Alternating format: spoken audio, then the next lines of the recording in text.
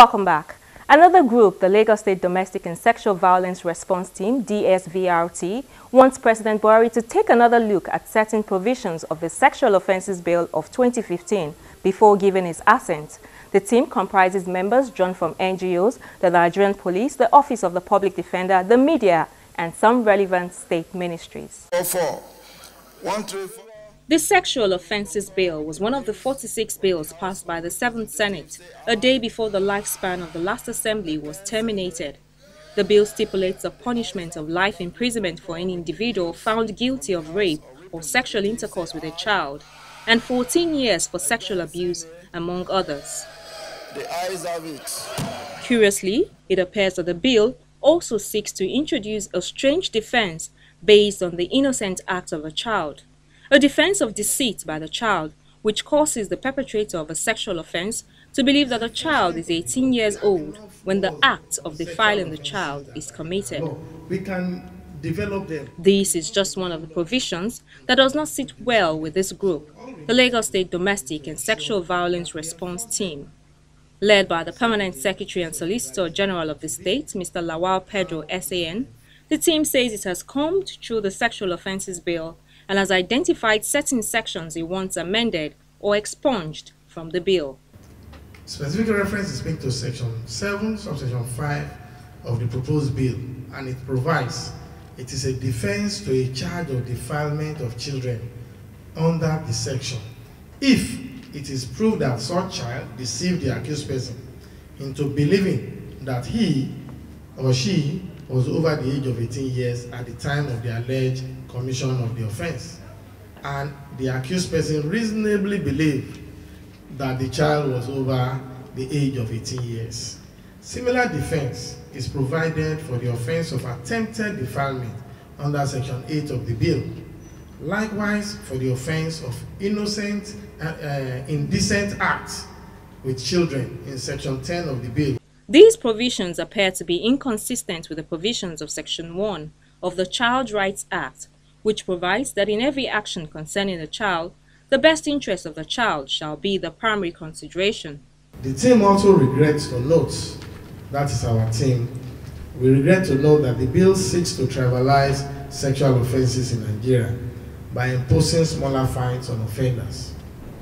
A case in point is Section 10, Subsection 5, which provides for the sum of 20,000 naira only for the offense of indecent assault. Whilst no amount can be sufficient for the victim, any amount imposed should, however, not appear to trivialize the offense and indeed undermine the intention of the law. Otherwise, the purpose of the punishment section, that is to serve as deterrent to others, will be abused if it can easily be afforded by affluent perpetrators. We therefore recommend that monetary sanction provided for in the bill should be amended to make it commensurate with the gravity of the offense.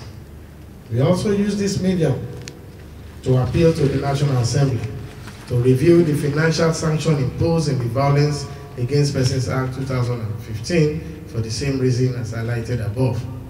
They are highlighted unacceptable provisions of the bill, if not expunged or amended, will encourage impunity in sexual offenses and undermine the efforts of this team, the DSVRT, the NGOs, the CSOs who are involved in the fight against child abuse in Nigeria.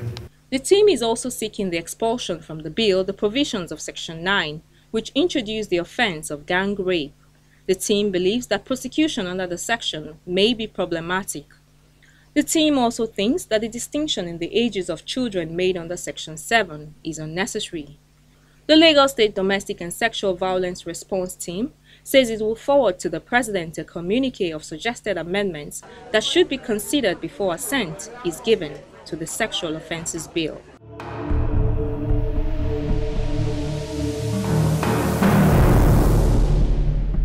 Now we turn our attention to the leadership crisis rocking the National Assembly. After their last session failed to unite them, I spoke to some legal practitioners on what the issues were and how peace can be restored. Most of them were voted in from the party. It was the party that approved them for elections. So the leadership of the National Assembly, first of all, must be selected by the ruling party, who has the majority. I don't know what went wrong. And my view is, if you don't want to belong to a party, you are free. There's freedom of movement. You can leave the party, but you must be ready to face the sanctions. And that part of the sanction is that you have to lose your seat. There are decisions of court on that.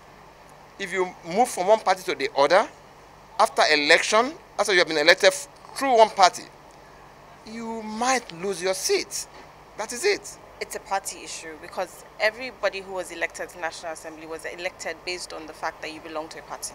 People know the party and you carry that identity with you. So it behoves on the person to act in the way the party wants him to act. It creates chaos and it's not good for the populace, the people who elected you in, for them to feel that you have betrayed them, kind of. It's not good for the Nigerian populace, and it's also not good for, it's not a constitutional issue. You are elected on a party basis, and therefore it behoves on you to do as the party says.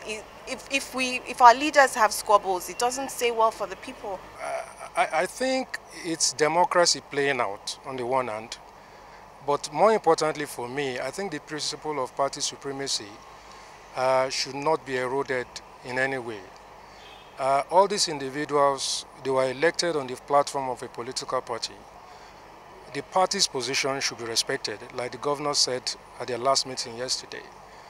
But more importantly, I think their focus should be on the people that elected them into office. They should be more concerned about helping the president to achieve his objectives.